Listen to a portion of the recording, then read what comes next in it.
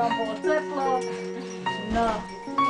Dovolite nám do vášho príbytku vstúpiť a radostnú novinu vám zvestovať. Pokoj tomuto domu a všetkým, čo v ňom bývajú. Priniesli sme vám dobrú novinu. Dnes sa vám v Betleheme narodil Spasiteľ Kristus Pán.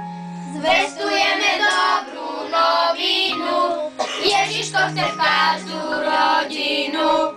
Otvárajte dvere do korán, pozdravenie prinášame vám. A na tejto sviatke ja sa radujem z úprimného srdca, toto vám vyručujem. A my bol Kristus vašim tešiteľom, vašim dobrým rázom, najlepším priateľom. Ja som malý vinčovník, zemičom a plník. Zdravie, šťastie v rodine, nech všetko zlo pomenie. Daj vám Pán Boh zdravia, šťastia, hojného Božieho požehnania a po smrti hojne nebe, nech vás Pán Boh vezme k sebe.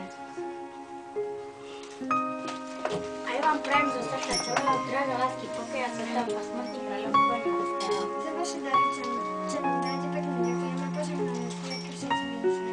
Nech vás Pán Boh odmení Dobre sa tu mávajte, s Pánom Bohom ostávajte. Všetci tu na domáci, naši drahí rodáci.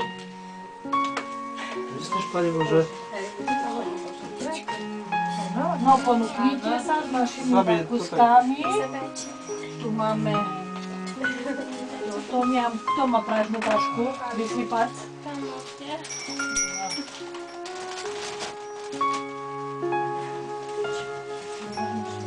Ponúknite sa. Nemá nikto chuť. Ste najedené? Ďakujem pekne, že ste trafili do nás. Už ste nás celý onen obraz. Celý obraz. Alebo naša sestra nám rozprávala potom, že by sme No, do minulého roku nás tu obišli. Sme sa bali, že neprídu zase k nám. No a teraz máme aj vnúčatka tu z Košic. Tak sme chceli, aby ste boli prišli. A prišli, že Nikolka? Sa ti páčilo? Áno. Poveda, príďte aj na druhý rok. Na druhé nie, už Ach, kedy, hej, že tie aj podielne, ne? Ďakujem. Dovidenia. Dovidenia. Bratia do Betlema, dývaj, dývaj, dývaj, daj. To však ty nás zazývaš, že oni idú ešte do neho. Tu ešte nebudú. Dovidenia. Potači idú do Čedok, potom tam za Jarou.